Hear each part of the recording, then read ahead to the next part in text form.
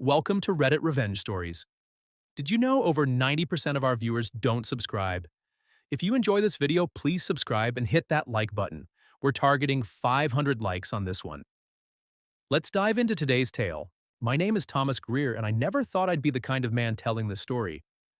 I used to believe in certain things: honor, commitment, the sanctity of marriage. I used to think that if you worked hard, treated people right, and remained loyal, life would eventually reward you. Maybe not with riches, but with peace. But none of that prepared me for the betrayal that would punch the breath right out of my lungs. I met my wife Lydia 13 years ago in a quiet bookstore downtown. She was charming, graceful, and just a little awkward, the kind of woman who blushed when she smiled too long. I was a mechanical engineer, fresh off a long project out of state. She worked in interior design, creating dream homes for people who didn't deserve them. That's how she used to joke about it anyway. Lydia had this dry sense of humor that always kept me on my toes. She never chased attention, but it followed her anyway. We dated for 2 years before getting married. Our wedding was modest. Backyard, close friends, her sister playing the piano. It was perfect in the way only simple things can be. We moved into a small two-bedroom house on Pinecroft Lane. I renovated the garage into a workspace, and she turned the guest room into a home office. We were happy, at least I thought we were. For the first 8 years, we lived quietly, no drama, no big fights. We'd occasionally bicker over finances or whose turn it was to clean the gutters, but there was never shouting, never name-calling. We were two adults solving problems as a team. Or so I believed. Lydia's business grew steadily. She started landing higher-end clients, wealthy homeowners looking to remodel or redesign. I was proud of her, genuinely. I watched her evolve from someone who second-guessed every color palette to someone commanding full creative control over million-dollar renovations. And that's when the first crack appeared. It started with late nights. Not too many. Just a few here and there. A client needing an emergency consultation. A last-minute meeting with a contractor. At first, I didn't think much of it. Her career was booming, and I didn't want to be the insecure husband pulling her back. I'd spent too many years working with people who resented their spouses for changing. I told myself I wouldn't be one of them. But then came the phone habits. She used to leave her phone lying around the house like it was nothing. By the 9th year of our marriage, she treated that device like it held nuclear codes. Locked screen, face-down placement, sudden disappearances into the hallway when a call came in. I noticed. Of course I noticed. I'm not stupid. Still, I told myself not to jump to conclusions. Maybe it was a difficult client. Maybe she was planning something special. Maybe I was paranoid. But deep down, I already knew. One Saturday morning, Lydia said she needed to visit a client's lake house about an hour and a half away. Something about outdoor lighting not matching the rustic theme. I offered to go with her. Said it'd be nice to take a break from the city. She declined, almost too quickly. Said I'd be bored stiff watching her rearrange furniture and bark at contractors. I smiled, nodded, but something inside me twisted like a rusted gear. Something didn't fit.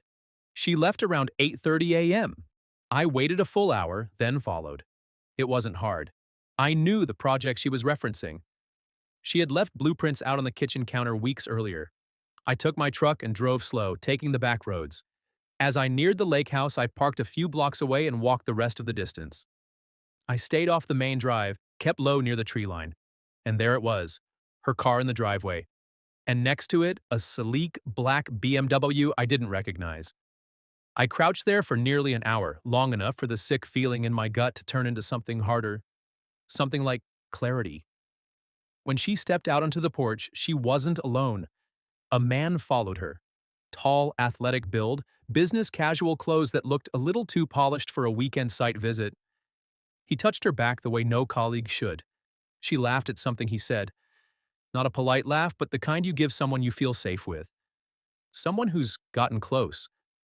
I didn't confront them, not then. Instead, I walked away, got in my truck, and drove home. On the outside, I was calm. Inside, I was a wildfire. But I wasn't going to rage. I wasn't going to scream. No, I was going to be smarter than that. I spent the next few weeks watching. Quietly, patiently. I didn't tell anyone. Not my brother, not my best friend, not even my therapist. I needed silence to think. Every lie Lydia told me, I memorized. Every time she said she was meeting a client, I took note. I even installed a small GPS tracker on her car. It was shockingly easy. The man she was meeting turned out to be a contractor named Marcus Thorne, 41 years old, divorced, no kids. Owned a mid-sized construction company that had been collaborating with Lydia's design firm for about a year. I found his social media, his business profile, even a few photos from charity galas where they appeared together, standing too close, laughing too easily. There was no doubt anymore. Lydia wasn't just cheating on me.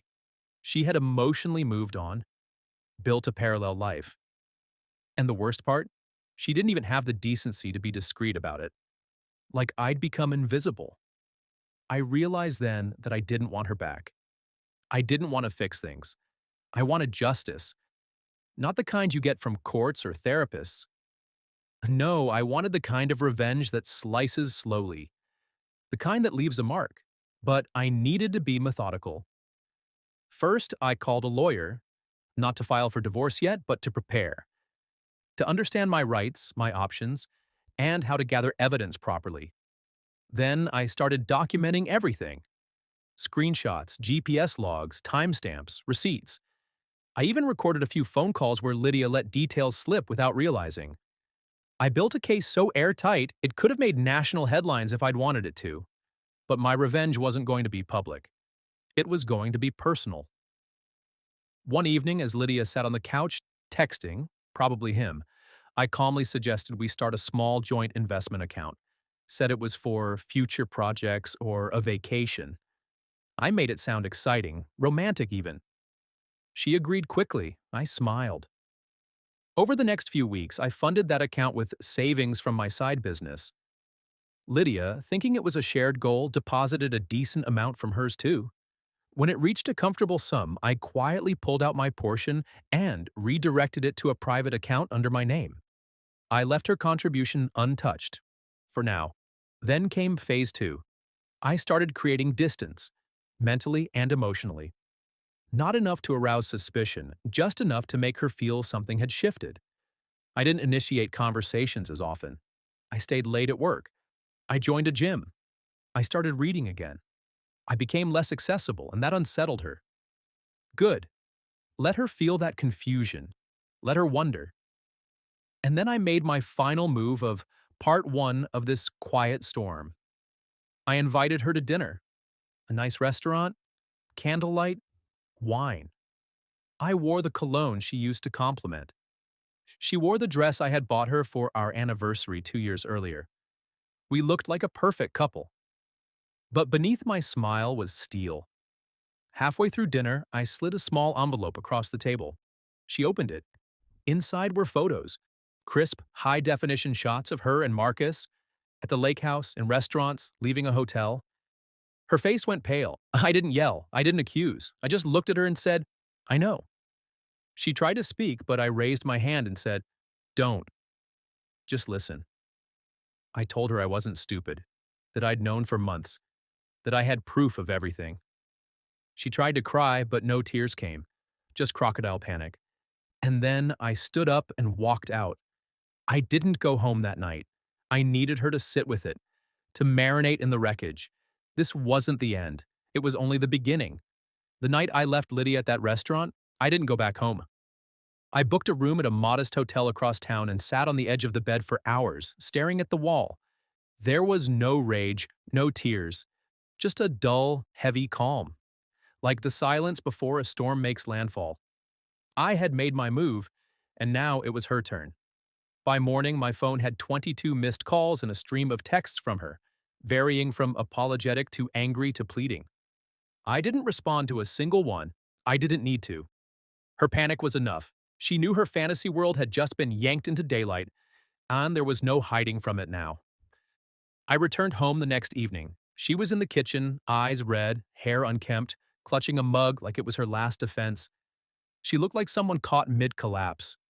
Can we talk? She asked softly. I walked past her, grabbed a bottle of water from the fridge, and said, You can talk. I'll listen. She started with the usual, It didn't mean anything. I was confused. You were distant. Every excuse I'd already expected.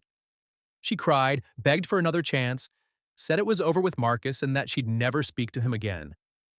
I let her finish. Then I simply said, "You made a choice, Lydia." Not once. Repeatedly. You don't get to rewrite the truth just because you got caught. She broke then. Really broke. Not because of guilt, I don't think, but because she realized I wasn't reacting the way she expected. She wanted a shouting match, an emotional meltdown. Instead, she got a man who'd already mourned the marriage and moved on to strategy. I didn't file for divorce right away. No, that would have been too merciful. Instead, I proposed something else. We're going to stay married for a while, I told her, but under my terms. She looked confused. Why would you want that? I leaned forward and smiled. Because I want you to feel what it's like to live in the aftermath of your own choices. I want you to see the wreckage you caused every day from the inside. She hesitated, clearly unnerved, but she agreed. Maybe she thought it meant I'd forgive her eventually. Maybe she just didn't want the public fallout yet. Whatever the reason, she stayed. What followed was a carefully constructed purgatory. We lived under the same roof, but we were no longer partners. I stopped doing the little things. No more morning coffee for her, no warm goodnights, no casual conversations. We became polite strangers. She'd try to talk and I'd nod or offer one-word replies. I didn't yell, I didn't argue, I simply detached. That kind of silence is worse than screaming. I also made changes to the house. Nothing drastic. Just enough to remind her who controlled the space now. I turned the guest room into a gym, removed the wedding photos, switched out the decor she'd chosen for more neutral pieces. Bit by bit, I erased her influence. She started sleeping on the couch by week 3. I continued to gather information, not just on her, but on Marcus too. I discovered he had a pattern. Multiple affairs, some with married clients. He liked the thrill of secrecy, but hated responsibility. That gave me an idea. I reached out to one of his former business partners discreetly and scheduled a coffee meeting. I introduced myself as a potential investor in home development, played the part of an interested party. Eventually, I steered the conversation toward Marcus.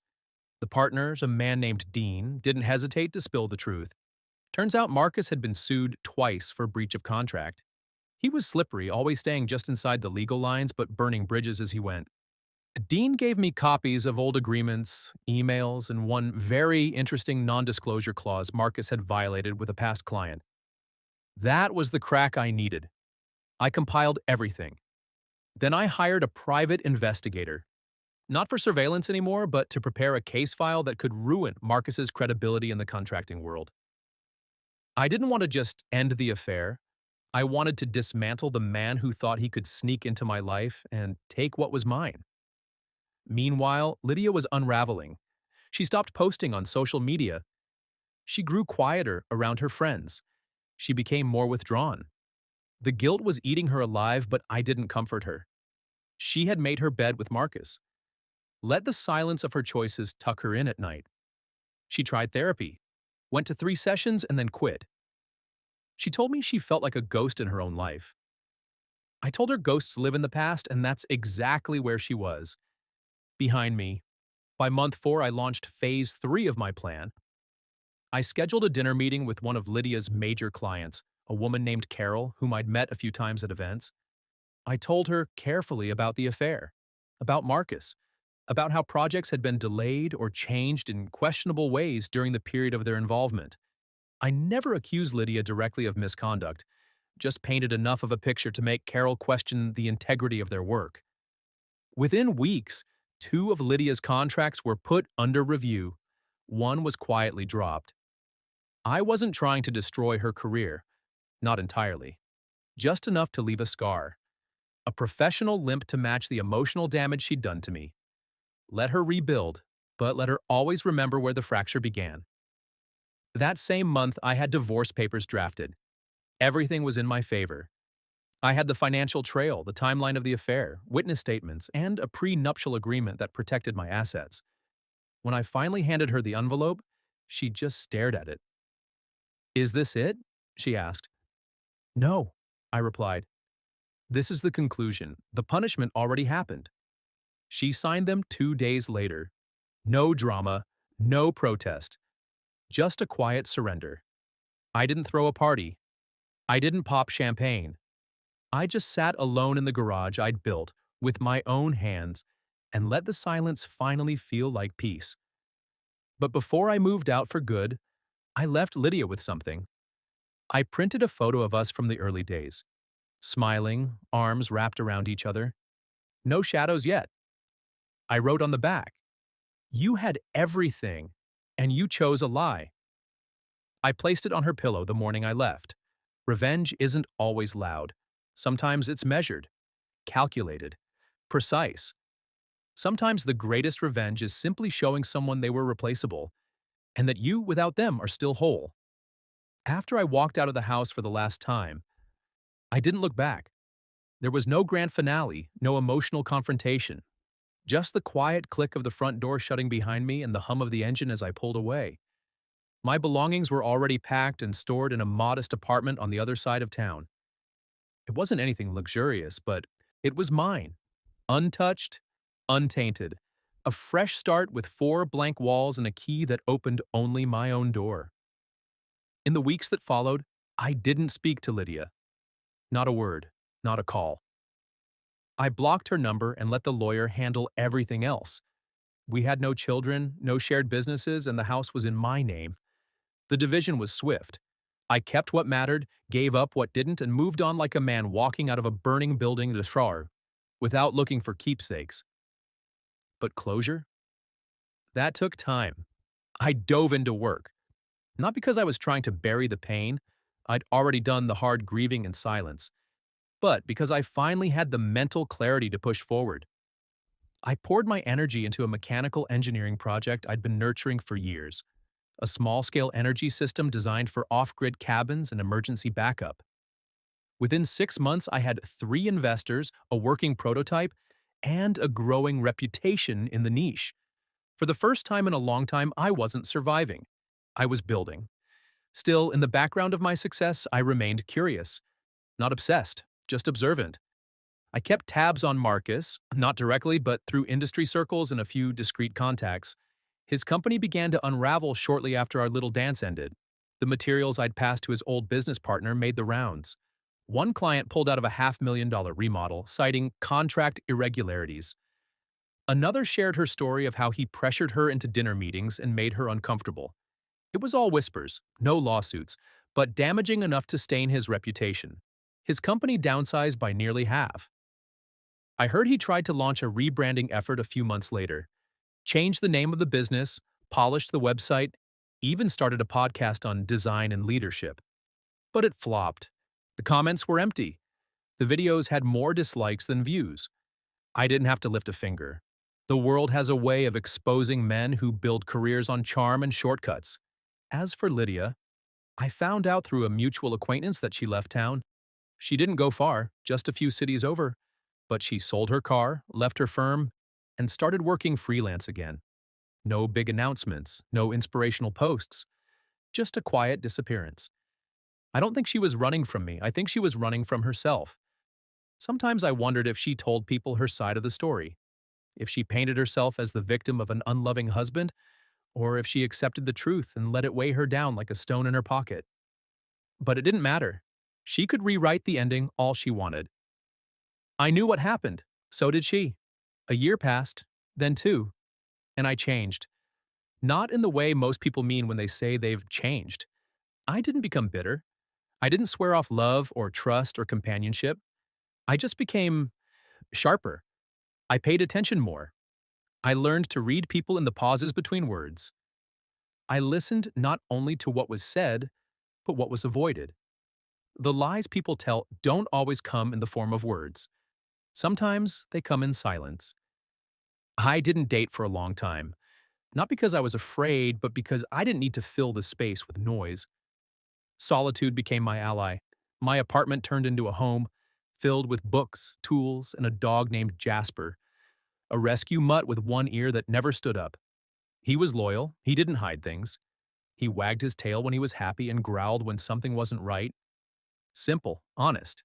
everything Lydia hadn't been. Eventually, I met someone, not in a bar, not online, but in the aisle of a hardware store, where, oddly enough, I'd met Lydia all those years ago. Her name was Meredith. She was picking out wood stain and muttering to herself about the difference between chestnut and walnut finishes. I offered my advice, she laughed, and we spent 20 minutes talking about everything except our personal lives. She was warm but guarded, kind but not naive. We didn't rush things. I didn't try to impress her with stories or dramatics. I was just myself, honest, steady, no pretenses. And when I finally told her the full story, she didn't pity me. She respected me. That's when I realized what real connection looked like. But this story, the one I'm telling you now, Edu, isn't about her. It's about survival. About what happens when someone stabs you in the back while smiling to your face, and how you decide not just to pull the knife out, but to walk away from the table altogether. Lydia wasn't a monster. She wasn't evil. She was just selfish. And selfish people will always find a way to justify their betrayals. They'll say you weren't attentive enough, you were distant, you changed. But those are excuses, not reasons. The truth is, she had options. She could have talked to me, she could have ended things cleanly. But she chose secrecy, she chose deception, and in doing so, she made me choose something too: clarity. That was the true revenge, not the damaged reputation of Marcus, not the professional fallout Lydia endured, not even the cold justice of leaving her to sleep in a house she no longer recognized. No, my revenge was quieter.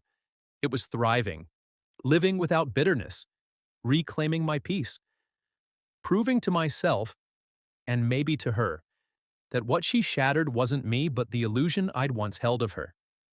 They say forgiveness is for the strong. Maybe they're right. Maybe I'll get there someday. But I don't owe Lydia forgiveness. I owe myself peace. And I've already claimed it. When people hear my story, they ask if I ever miss her, if I ever think about what we had. And here's the truth. I don't miss Lydia. I miss the version of me that believed in her. But I like the man I became after she left more than the one I was when I still believed her lies. So no, I don't regret it. Not the marriage, not the pain, not even the betrayal, because it led me here, to a life I built on truth, on resilience, on integrity. And that's a life worth living. One that no affair, no betrayal, and no liar can ever touch again.